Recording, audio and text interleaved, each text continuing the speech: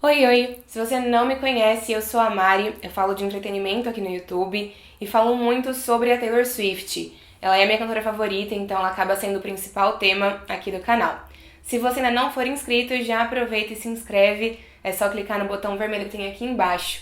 Tô tentando chegar aos 40 mil inscritos até o final do ano, acabamos de virar 37 mil, então assim, estão me deixando sonhar. Enfim, a Taylor lançou na última sexta-feira o Red Taylor's Version. Já temos vários vídeos aqui no canal sobre os lançamentos que ela entregou pra gente desde então e também sobre o Red de forma geral. Mas hoje, nesse vídeo aqui, a gente vai conversar sobre as músicas do Vault, principalmente. Eu vou falar um pouquinho sobre as mudanças que a Taylor fez no álbum, vou falar também sobre alguns números que já saíram em relação ao desempenho do álbum nas plataformas de streaming, mas o foco principal desse vídeo vai ser comentar com vocês as músicas do Vault, as 10 músicas inéditas que a Taylor lançou pra gente na sexta-feira, junto com a versão que a gente já conhecia do álbum Red. Eu vou compartilhar o que a gente já sabe sobre as músicas, qual música pode ser sobre quem ou sobre o que, e a gente vai conversando e se entendendo. Bom, antes de mais nada, eu já queria dizer que não existe ninguém acima da Taylor Swift, aparentemente. Com o álbum de regravação, a Taylor Swift fez o maior debut feminino de um álbum na história do Spotify. O Red teve mais de 90 milhões e 600 mil streamings. E o mais legal sobre isso é que a Taylor bateu um recorde que já era dela, com o Folklore. O Folklore tinha feito 80 milhões e 600 mil streamings, então são 20 milhões de streamings a mais. É surreal. Isso falando sobre as primeiras 24 horas de álbum na plataforma. Com o lançamento do Red Taylor's Version também, a Taylor se tornou a primeira artista feminina na história a ter mais de 100 milhões de streamings em um único dia no Spotify. Foram, na verdade, 122 milhões e 900 mil streamings. Numa era onde as músicas menores fazem mais sucesso, onde se espera músicas menores dos artistas, a Taylor também conseguiu colocar a versão de 10 minutos e 13 segundos de All Too Well no topo global do Spotify. E a música tem muitas chances de estrear no topo da Billboard Hot 100 também. E mais de 1 milhão de pessoas também assistiram à estreia do short film de All Too Well simultaneamente na sexta-feira à noite, quando o curta-metragem foi lançado.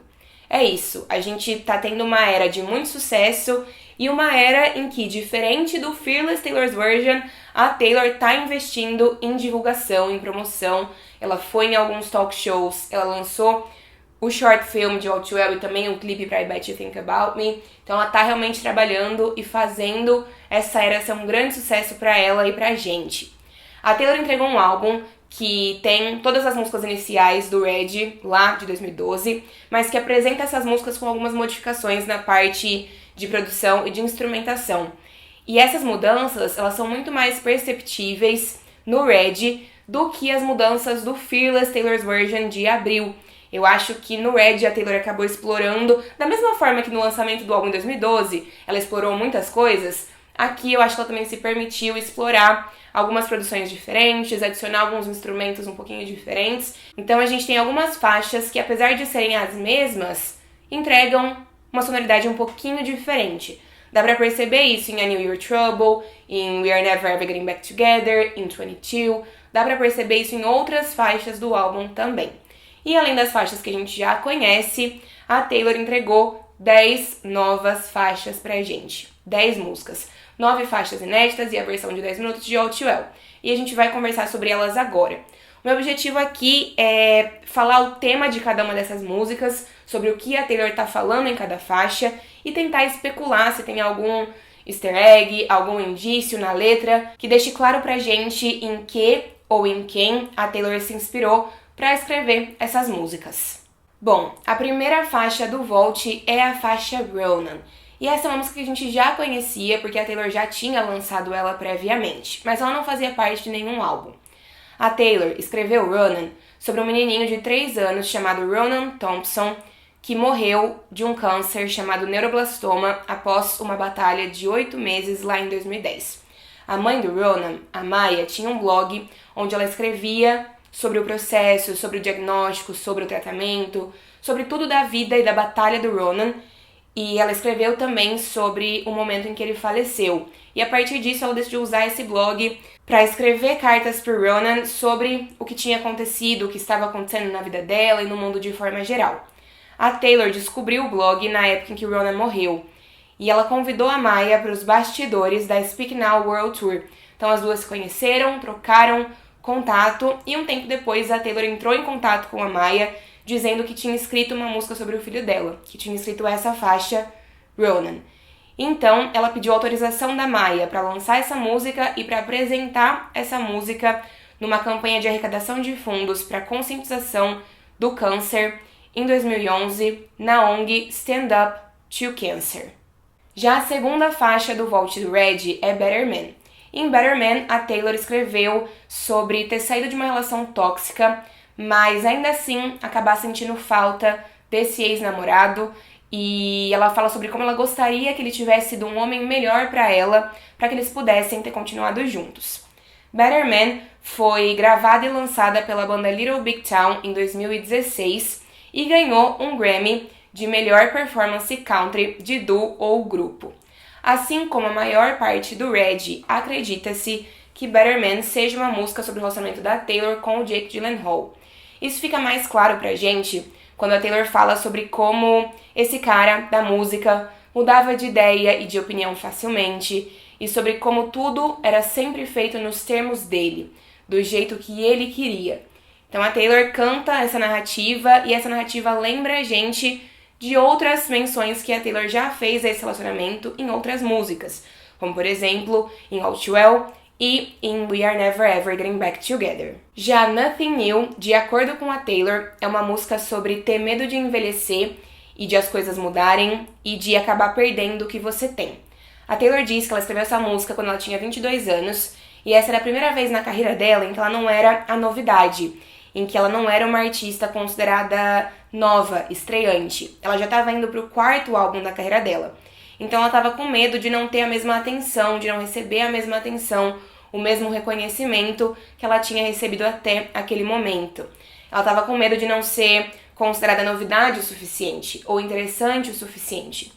E ela se pergunta na letra da música: será que você ainda vai me querer quando eu não for mais uma novidade? Será que você ainda vai se importar comigo? A Taylor também disse que ela queria uma outra artista mulher para cantar essa música com ela, porque essa é uma perspectiva muito feminina, porque a indústria da música acaba sendo muito ingrata com as mulheres de forma geral. Então ela convidou a Phoebe Bridgers, porque ela é super fã do trabalho da Phoebe Bridgers, e a Phoebe, claro, topou na mesma hora.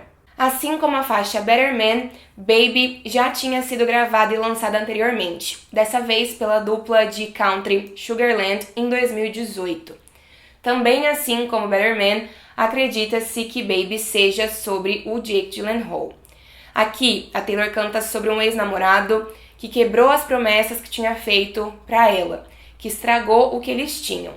Em determinado momento da música, a Taylor canta: I break down every time you call. Eu quebro todas as vezes em que você me liga. O que lembra o verso de All Too Well, And you call me up again just to break me like a promise. E você me liga de novo apenas para me quebrar como uma promessa. Então tem toda essa conexão. Mas ao mesmo tempo, eu acho que essa é uma música que não é tão clara. Então eu tenho algumas outras teorias, mas também não tem muita fundamentação. Então vamos ficar com essa interpretação mesmo aqui para esse vídeo. Já a quinta faixa do Vault do Red é Message in a Bottle. E essa foi a primeira música que a Taylor escreveu com o Max Martin e com o Shellback. Na letra, a Taylor fala sobre amor à distância. É uma música sobre tá gostando de alguém que tá longe dela. Ela acha que esse cara poderia ser a pessoa certa pra ela e que ela poderia ser a pessoa certa pra esse cara, mas ele tá do outro lado do mundo. Então, o máximo que ela pode fazer nesse momento é enviar uma mensagem dentro de uma garrafa pelo oceano. Claramente, ela usa isso como uma metáfora. Parece que Message in a Bottle tem um tema parecido com a faixa Come Back Be Here. E acredita-se que Come Back Be Here seja uma música sobre o Harry Styles. Então é provável que Message in a Bottle possa ser sobre o relacionamento da Taylor com o Harry. Na verdade, sobre o momento antes desse relacionamento começar. Mas um indício disso é que tanto em Come Back Be Here quanto em Message in a Bottle, a Taylor menciona Londres. Em Message in a Bottle, ela pergunta como tá Londres para esse cara. E o Harry Styles é britânico, ele mora em Londres, então faria sentido. Ao mesmo tempo, a linha do tempo do relacionamento da Taylor com o Harry Styles é um pouquinho confusa. Então não dá pra gente ter 100% de certeza que essa música é sobre isso. Vamos falar agora sobre I Bet You Think About Me, que é um feat com Chris Stapleton e que ganhou um clipe surpresa praticamente maravilhoso. De forma humorada, a Taylor fala nessa música sobre como ela aposta que o seu ex-namorado ainda pensa nela, mesmo que eles já tenham terminado, mesmo que ele já esteja com uma outra garota. Claramente, essa é uma música sobre o Jake Gyllenhaal. Acho que não há dúvidas. Vamos aos indícios, só para esclarecer. A Taylor canta em determinado momento da música, e eu aposto que você tá bem, dormindo super rápido, sem insônia, na sua cidade, que é melhor do que a minha. Não é a primeira vez que a Taylor escreve versos sobre como esse relacionamento que ela teve, que a gente sabe que foi com o Jake Gyllenhaal, era marcado pela outra pessoa sempre achando que era melhor do que ela, sempre colocando ela numa posição inferior. Mais pra frente, ela também fala o seguinte: e eu tentei me encaixar no seu círculo de amigos. Eles me deixaram sentar no fundo quando a gente estava apaixonado. Esse trecho me lembrou muito a cena do curta-metragem de Outwell, em que a gente vê a Sadie Sink do lado do Dylan O'Brien, jantando com um grupo de amigos dele e se sentindo completamente deslocada. Mais pra frente também a gente tem o seguinte verso: você cresceu numa comunidade glamurosa, brilhante em Beverly Hills, e eu fui criada numa fazenda, então não era uma mansão. O Jake cresceu em Los Angeles. Ele é filho de um diretor de cinema e de uma produtora de cinema. Então ele sempre esteve nesse meio da indústria do entretenimento, enquanto a Taylor veio de uma origem mais simples. Ela sempre teve uma ótima condição de vida. Taylor Swift nunca foi pobre não, mas ela realmente não fazia parte desse universo no qual o Jake cresceu. Mais pra frente também temos outro trecho que diz: você riu dos meus sonhos e revirou os olhos para as minhas piadas. A Taylor já tinha mencionado, tanto na faixa Begin Again, quanto em Outwell, especialmente a versão de 10 minutos, que esse outro cara não ria das piadas dela, não achava ela engraçada. Então aqui ela tá falando exatamente a mesma coisa. Em outro momento também a Taylor pergunta pra esse cara na música: será que você conseguiu todo o espaço que você estava querendo, precisando? O que me lembrou o começo de We Are Never Ever Getting Back Together, quando a Taylor fala que já fazia um mês que a gente não se via quando você me disse que precisava de espaço.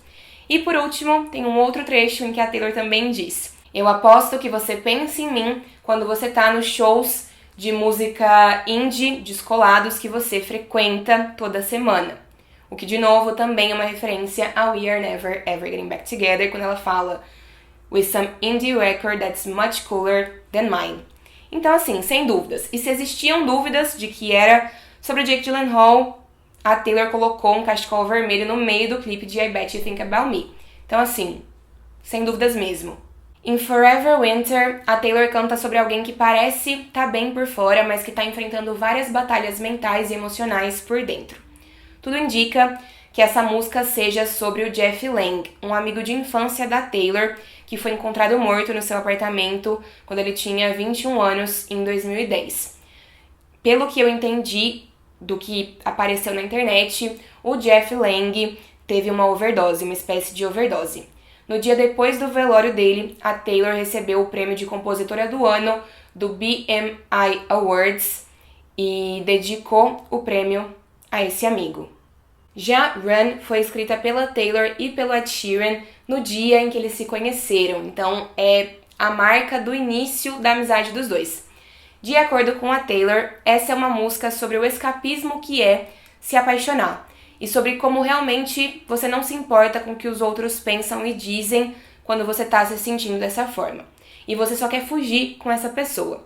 E é também sobre os segredos que você estabelece com essa pessoa, sobre um tipo de mundo secreto que vocês criam e que ninguém mais entende quando vocês estão apaixonados, quando as duas pessoas estão apaixonadas. Essa música não tem indiretas ou referências muito claras. Me contem nos comentários para quem vocês acham que a Taylor escreveu Run, ou em quem a Taylor se inspirou para escrever essa música. In the very first night, a Taylor pensa num antigo relacionamento. E ela fala sobre como ela gostaria de voltar no tempo para voltar para o momento em que ela estava com essa pessoa, para o início de tudo. No primeiro pré-refrão, a Taylor canta o seguinte: eles não sabem sobre a noite no hotel, eles não estavam no carro quando nós dois caímos, eles não leram a observação na foto Polaroid, eles não sabem o quanto eu sinto sua falta.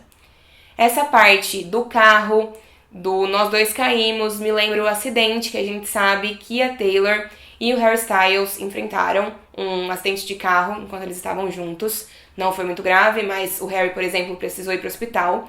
E a parte da Polaroid também me lembra a era 1989. E essas duas coisas, esses dois fatos, me lembraram muito a faixa Out of the Woods. Eu não sei se essa música é exatamente sobre o Harry, mas essas duas referências me pareceram suspeitas. Por outro lado, no segundo pré-refrão, a Taylor também canta: não se esqueça daquela noite em Los Angeles, dança na cozinha, você me perseguindo pelo corredor. LA, On Your Break, é a mensagem secreta da faixa The Last Time, que também é sobre o Jake Gyllenhaal. Então a gente tem essas duas músicas de certa forma referenciando Los Angeles. Além disso, esse Dance in the Kitchen também lembra a parte de All Too Well, em que a Taylor fala sobre estar dançando na cozinha sob a luz da geladeira. Então também tem uma referência ao relacionamento com o Jake Gyllenhaal. Pra quem vocês acham que é essa música, hein? Não sei, eu acho que pode ter uma referência às duas coisas. Eu acho que essa é uma música que me lembra bastante o 1989, até mais do que o Red também, então ela poderia ter sido escrita um pouquinho mais pra frente, no meio do caminho, mas ter feito sentido aqui. Não sei, fiquei um pouco na dúvida. Também acho que não é uma música que tem uma mensagem muito clara sobre pra quem foi escrita. Então vocês podem dizer aqui nos comentários o que é que vocês acham, quais são as teorias de vocês. Por último, a gente tem a versão de 10 minutos de All Too Well.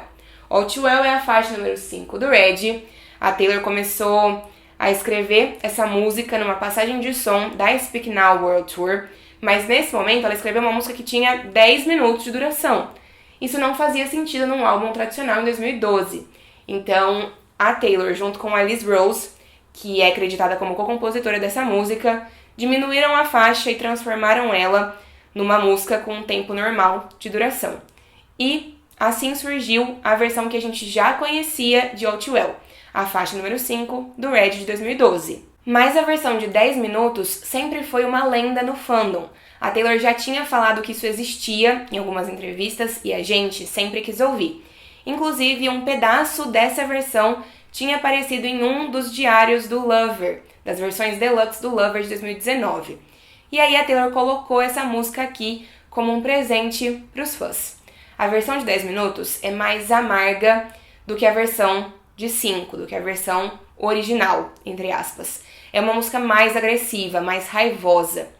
Claramente, assim como a versão de 2012, a de 2021 é sobre o Jake Gyllenhaal. A gente tem a história do cachecol, a história da casa da irmã, a mensagem secreta de All Too Well era Maple Latte, que foi uma bebida que a Taylor e o Jake pediram no encontro dos dois. Então a gente tem todas essas referências já há muitos anos. Mas eu acho que na versão nova, a gente também tem duas coisas mais fortes, que claramente deixam tudo ainda mais conectado. A gente tem o fato da Taylor mencionar a diferença de idade entre ela e esse ex-namorado sobre o qual ela tá falando aqui, ao longo da letra da música.